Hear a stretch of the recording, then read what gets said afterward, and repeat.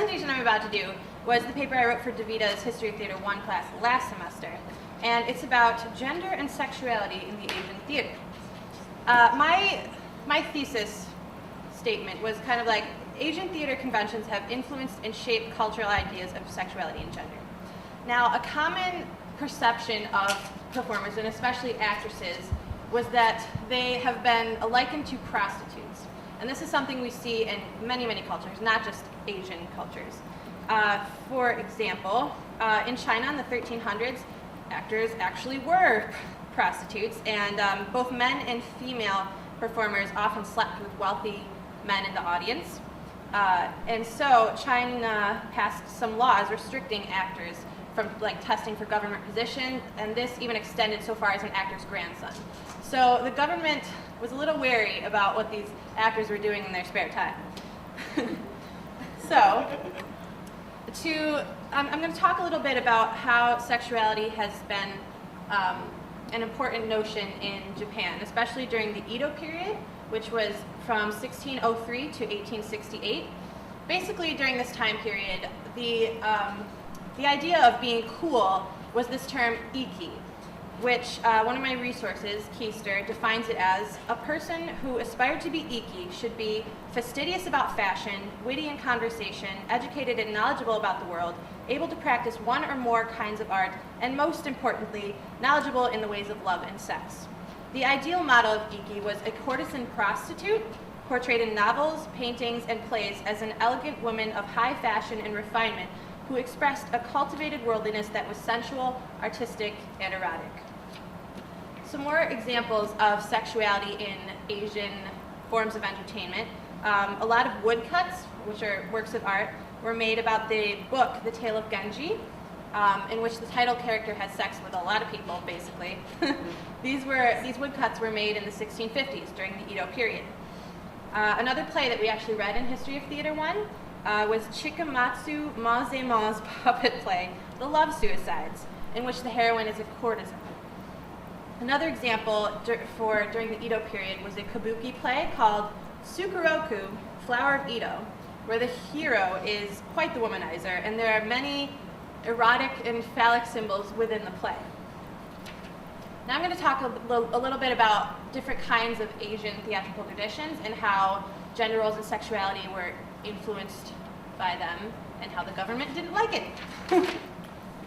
So, the original kabuki theater, which was an all-female troupe, it was founded by a woman named Okuni of Izumo in the 1500s, and this theater form included dance, comedy, prayer, and Okuni's own erotic creative movements, and it was played entirely for the common man. It wasn't for the upper classes like no drama of the day. It was for the common man. And the government, again, associated kabuki theater with immorality and prostitution, and thus it was banned in 1628. At the same time, actresses in England were having the same kind of issues. They were constantly being compared to prostitutes, which may or may not have been true. And however, in England, it was successful. The actors were kind of triumphed and huzzaed, and not in Asian theater, though. The government had a problem with it. So, once female actresses were banned, a tradition called wakashu kabuki came into place, which used young men in women's roles, kind of like Shakespeare did. However, sexual relations with the young men and audience members was still a problem and a huge moral concern for the time. In fact, the very name wakashu relates to a homosexual tradition among the Japanese samurai. And so, wakashu kabuki was banned in 1652. A year later, people decided, well, we still need theater, so what are we going to do? So the tradition of onnagatas, which are adult men playing female roles, came into to be a tradition. And to kind of sidestep these issues of sexuality that Asian theater traditions kept having, the men would shave the front part of their hair to diminish the sexuality. Apparently there's a lot of sexuality up there.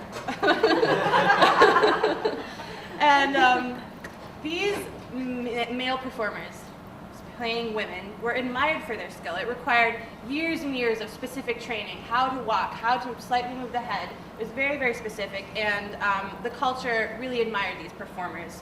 To kind of cultivate their craft, these men were encouraged to be women off stage. They often would go to bathing houses with women. It would be totally normal because that was how their lifestyles were.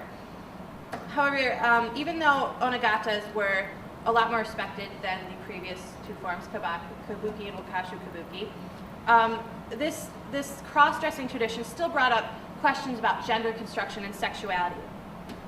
Skip forward a few years to 1913.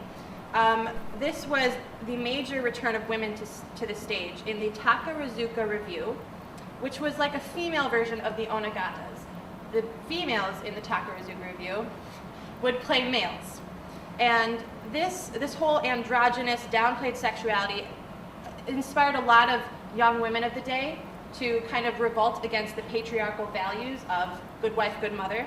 And government had a problem with that because they were trying to push the patriarchal values on society, and this Takarazuka Review was kind of refuting all their efforts. So women's journals were banned from publishing anything sexual that did not follow patriarchal values. Yeah, so Davita's telling me to wrap it up. In conclusion, governments in the past have called for control of sexuality in theater because of its effect on the culture, which resulted in a major shift in Asian theater and produced the tradition of onnagatas, the men cross-dressing, playing women. With this presentation, I have pointed out the views of gender and sexuality that have been shaped by many forms of sexuality in multiple forms of theater.